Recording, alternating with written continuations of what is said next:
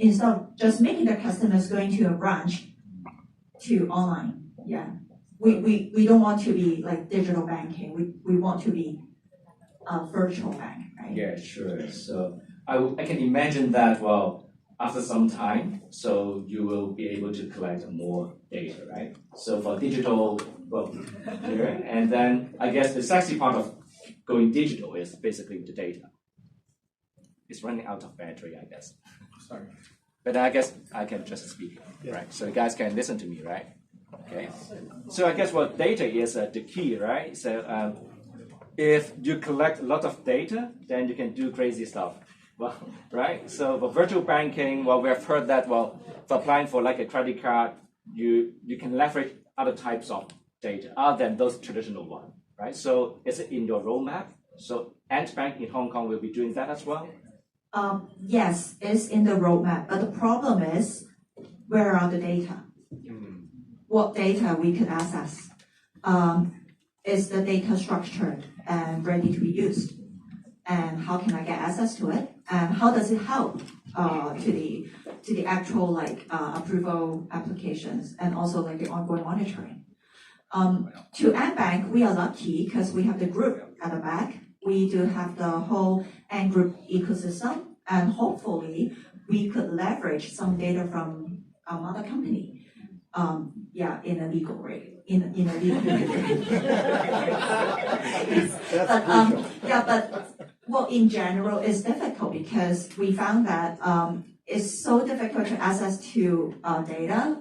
We thought that the data could be used. We thought that we could analyze customer behavior, what website they're browsing, what products they would like to buy, how is the spending pattern. We thought that we could access to that, but in real life, in practical terms, like how can you use it? How does it correlate to your results for the approval? Because HKMA will ask you, right? Oh, you use these data, is it at a minimal basis, on need basis? If you say yes, like of course it's yes, right? Then they will ask you, what is the need? What actually does it affect? How does it affect the results? I mean, if you ask the data analytic guys, they will say, how do I know?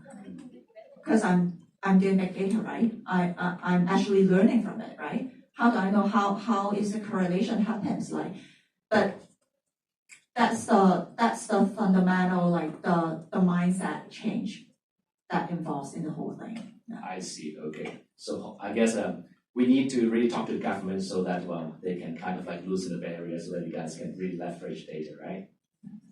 Any key bottlenecks there? Key bottlenecks.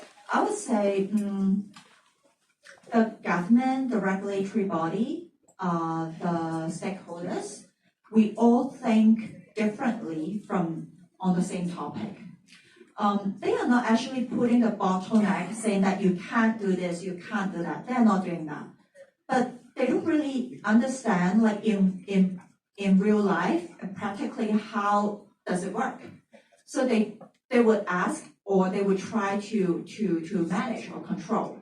But all these kind of so-called control would limit the usage of the data and limit at the end the result. So it's not that they are saying, oh, you cannot do this, you cannot do that. It's not that they are putting the barriers in there. But I think we need to tell them more like how does it actually work, why we need more data for analytics or for machine learning, and why it is important, instead of me on day one telling you that I use this because I want that. Because I don't know why, I don't know how that happened. I'm just experiencing, right? Yeah. So it will take time, obviously. So, okay, I guess these kind of stuff will, after all, it will be resolved as time goes by.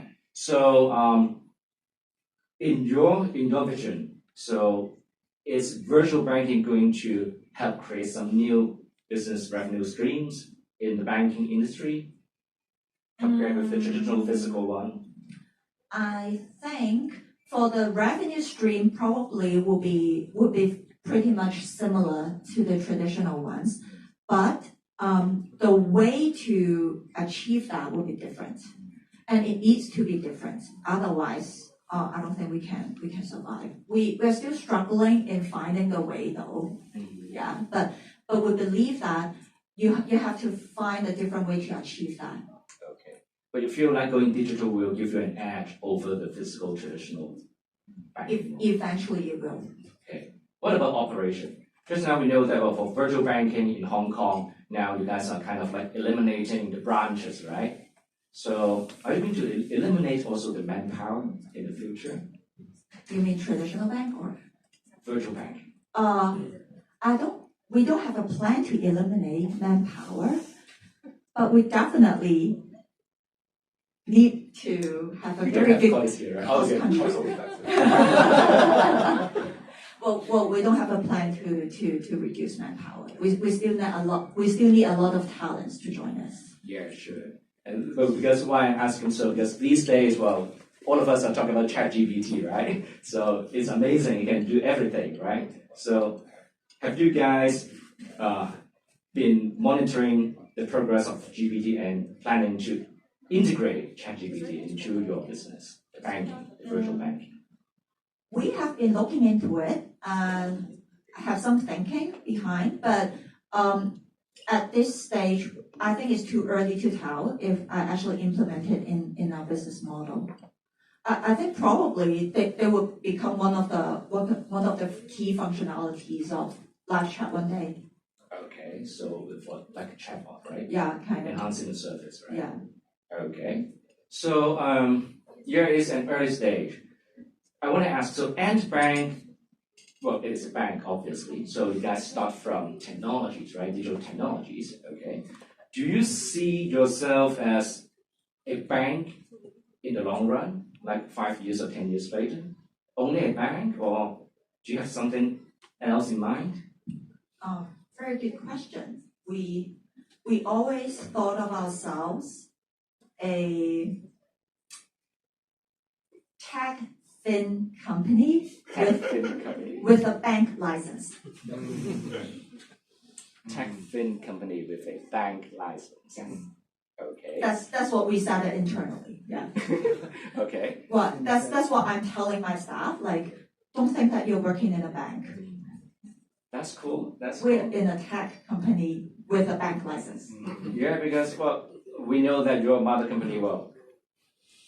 you can basically enter into all the domains, all kinds of domains, right? So we never know. So that's why I'm asking. So we are really looking forward to some other new, domains of applications, starting from virtual banking. Okay. So also I want to ask you, for Ant Bank, now, yeah, I know you are in early stage, trying to collect data first, right? So as to improve, for example, efficiency operation within the corporate, okay? But have you ever thought about, for example, leveraging data for clients? I mean, I don't know how you process data, but then after processing data, then that may be the product that can help your clients eventually. Right, that the other banks are not really offering right now. So is that possible, or is it in your roadmap as well? It's always in the roadmap to leverage on more data. To start with, definitely, which is the easier way, will be using the data to help with the credit applications. We are actually thinking, like the personal loan, the personal finance industry in Hong Kong is very sophisticated, right? Every bank is leveraging, or the finance company is leveraging on the TU, the TransUnion score.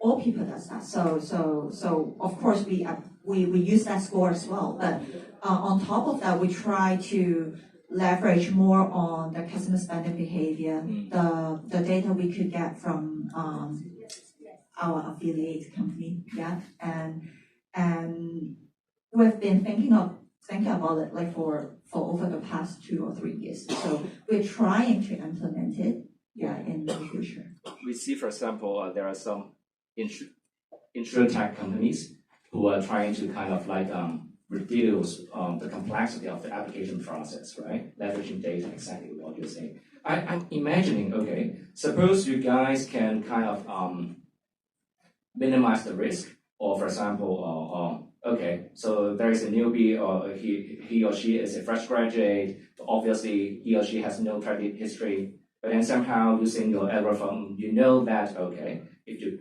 lend money to that guy, that person, then he or she is going to do great. So in that sense, then basically you don't really need that very complicated credit history checking. You may not need TransUnion. I don't know, you find some other ways of evaluating that, right? So do you think that is possible in Hong Kong? Because just now you're saying that there are so many regulatory barriers. I think like totally eliminating the traditional or the conventional way of doing credit risk management would be a long way to go, I would say. But we could try, we are trying to push as much as we can. Okay. And of course it takes time because we need to prove that, the old way of getting the conventional data or the conventional credit score is no longer that useful. I mean, it's become less useful, and we need to prove that. So I would say we are in parallel, right? Like we still get those scores, but then after a period of time, we believe that we could prove that score is less relevant. Yeah. And what we are looking at now will be the key to our credit risk management. And of course we know that like the roadmap would be okay, then part of your portfolio you can actually run that, part of the portfolio you need to still go through the conventional way. But it's okay, it's still moving. So in the digital world, especially in the domain of banking, we are not just talking about virtual banking, right, but the open banking as well, right? So is open banking already here in Hong Kong? So anything to do with you guys as well? No MA here, right? Okay. The term is already here. The framework is already here. But the application, we are still working on it. Yeah. What I'm thinking about open banking, what we are thinking about open banking is, for virtual bank, we deliver our service in a digital way, which meaning that there needs to be a specific use case for the customer. And together with open banking, what I'm thinking is I need to make our customers, when they are going through their experience, in my case, in spending, then they would be able to access to the bank information as well. That's how the open banking part comes into place. So it's not about just an open platform aggregating all the data or all the details from different service providers. It's not that kind of application. It should be something that very specific to the customer's use case. That for that BB would have access to, would be strong in doing, and also we have a specific scenario that we could actually deploy that. Okay, so we've talked a lot about data, right? For digital banking, obviously we have some other candidates of technologies in place, right? For example, like blockchain, some other stuff. So are you guys take a look into that as well? That part, because as I've said, we are lucky that we have a very humongous group at the back, and it falls under our group radar in exploring different technology or different technological solution. We are having close communication with our affiliates or colleagues that maybe in Hangzhou or somewhere to understand the latest development and see how it could apply to our service. Time's up. Sorry, we have 10 minutes for Q&A. Okay, sorry.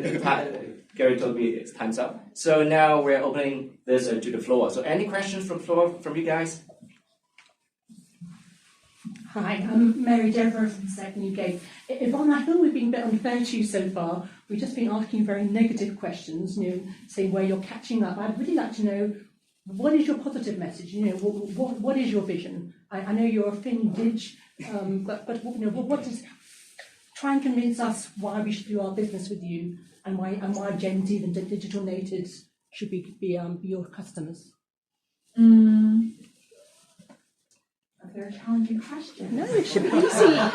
This is your basic message. This is your. Yeah. I would say our vision is we believe that one day finance will become easy for everybody. Instead of like in the old days, like one bank needs to be a giant one and provide all different kinds of services, which is a very wide range of product suites, right? We believe that virtual bank could be an easy one.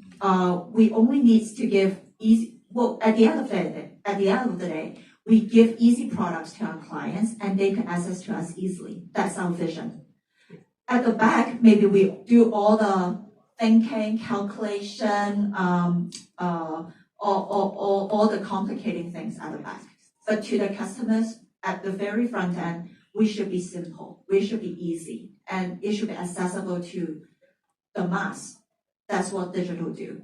If we are doing like high net worth customers, I don't need to do digital. Well, I need to do digital for the high net worth. I should go in front of the customers and talk to them and explain to them, right? But in the future, finance will be different. We believe that. Well done. Thank you.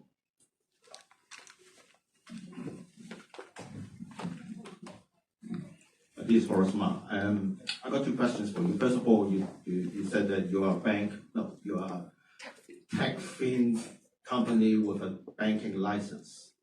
Okay, but from the perspective of Hong Kong MA, you are a bank.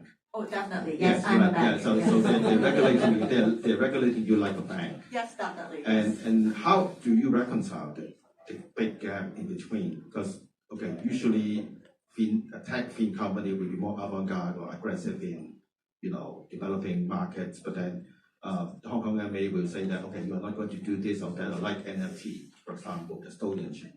Okay, you were not able to do it because they haven't got a framework there, but now they are coming out. So you can do it right now, okay? So this is the first question. And the second question is, you mentioned about that you have a humongous group behind you, but your group is splitting up. So it's not humongous anymore. In like 36 months, maybe, they will complete the restructuring. So how are you going to survive without the big parent or big mother behind you in the first place? Because we see that virtual banks have been in Hong Kong for like 2 years already. And I can say that all of them are still indirect. So how are you going to survive? How are you burning your cash? And then somehow, and I heard a rumor that some virtual bank is going to extinct. I can't know. They are going to find buyer because they cannot sustain anymore. So what's the valuation if today you have put up your bank in the market? How do you value your bank? Okay. Wow. Okay. First question is easier, so I'm going to answer the first question first. How to bridge the gap between a tech landscape with the regulatory landscape, right? I would say it's a difficult part, but what we've been doing is whenever we have some new ideas, when we formulate the propositions at the very beginning, we engage our HKEX team to discuss. We share our idea to them, and that's a very important process because we get to know their view at the very first place, and we get to tell them that why are we doing it. And I think like more communication would definitely help. And so how we feel there's still some gap because I still need to go through all the risk assessment, independent assessment, approval from HKMA, which I need to give them at least like 1 or 2 months. But still, the whole thing is improving, and by we start the communication earlier. So it's still in a good trend. I think it's improving. Yeah. And secondly, we have a group at the back provide us all the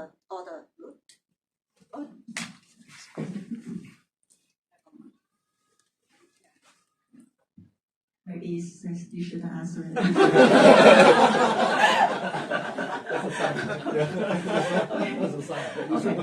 We have a group at the back, like offering us like opening our eyes to all the new technology, all the solutions. But it doesn't mean that we survive because of them. We need to think our own way to survive. They are just having the solution at the back. They have the expertise. They tell you if they can help, but it doesn't mean that they help you to survive. So that's the first point. And second point is, we have been very conservative in spending our money. I think everyone noticed that because I always hear that no one hears about us. But why we're doing it is we believe that we need a very specific use case to engage the customers instead of just spending the marketing dollar and making the acquisition cost too high. Because the problem is if Hong Kong is a very sophisticated market in terms of finance, and every bank try to acquire customers giving coupons and privileges, and that those are very costly to us. And the point is, if I pay the cost now, the customer come. If I don't pay it anymore, they will leave. So that's why we haven't, from the very beginning, we haven't done any aggressive promotion, I would say. But we didn't. We purposely did that because we thought that we didn't have a very strong proposition yet. If any, we actually, what we've done last year or the previous year, we actually reduced our interest rate, the deposit rate, whereas many other banks are actually raising it. We did that because we didn't have a very strong loan business yet at that time. And with all the product development cycle and things, we know that it won't happen in half a year. So we to control the cost, and I don't want to spend extra, we kind of lower the interest rate. What happened is the deposit level really dropped, obviously, right? That's why we do the whole thing. But the customer numbers sustained. So customer still stays with us, but I don't need to pay that much. Meaning, and that's what we did. But we have to tell ourselves that don't chase for the top line, right? Don't just go towards what is those numbers which doesn't work for anything. So that's what we did. But eventually, I think we will be able to work out our own way. We are actually doing we are trying to do close collaboration with Alipay Hong Kong, as you all know, we are affiliates, right? So we are trying to do some close collaborations with them. We put the account openings workflow, the account opening process in the Alipay Hong Kong app, and we tie our pay later there, and eventually there will be hopefully some other consumer finance product and some other wealth management product will be delivered through that channels as well. So making a different experience to the clients compared to the other VBs. And we still think this is the way that we should go.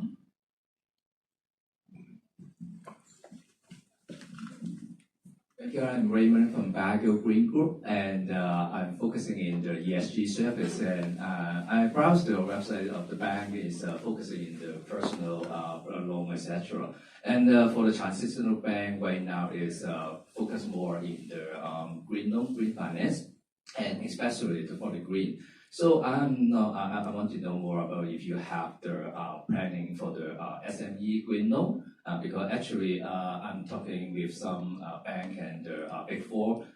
Actually, there is a problem that the SME doesn't have enough data to fill in the 40 pages the application form, and it is hard to do it. And on the other side, that we have some solution. And maybe I'm not sure if you plan to have the green loan planning project. If you have, we can further discuss later on. Thank you. Well, yes, we mainly focus on retail customers, consumer clients, but we will offer SME financings to local SMEs. The whole thinking behind is because you know we are talking about the consumption industry, right? We leverage the resources from affiliate company Alipay Hong Kong, and other than like personal spender, they also have a very strong base for the merchants as well. So we actually we will provide some lending facilities to them. But how does it correlate with green and ESG? Then I think we can further discuss and learn from you. Thank you. Thank you. Is there any other questions for Yvonne? Oh, okay. Thank you. Hi everyone, Cassandra Lister. Yvonne, nice to see you up there. I'm going to change tactics a little bit. Everything's a little bit too technical and scary from the questions. It's easy to see that this is a room primarily dominated by men. I think it's amazing that we have a female CEO sitting up there. So thank you, Gary, for highlighting Yvonne. Yvonne, for the men who have daughters or potentially have daughters coming along, what would you say to these men about championing, you know, females at the C-suite level? How, you know, to get there. Yes, I'm a women champion. Well, definitely. I would say making her always happy and telling her to understand what is good. So then she knows what she looks for, and giving her no pressure, but definitely requirements. Yeah, I mean that's what we talked about the other day with my team. Very inspiring topic, Cass. I was saying that, what should I tell my kid now? I have a boy, actually 8 years old. How should I teach him now? I think I need to tell him to be adaptive. I need to tell him to be agile.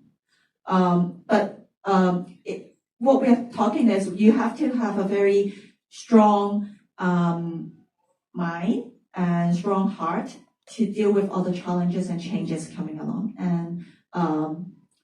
And at the same time, you need to be very positive and happy all the time to deal with all the challenges. So yeah, I think that happens to men and women, female and male.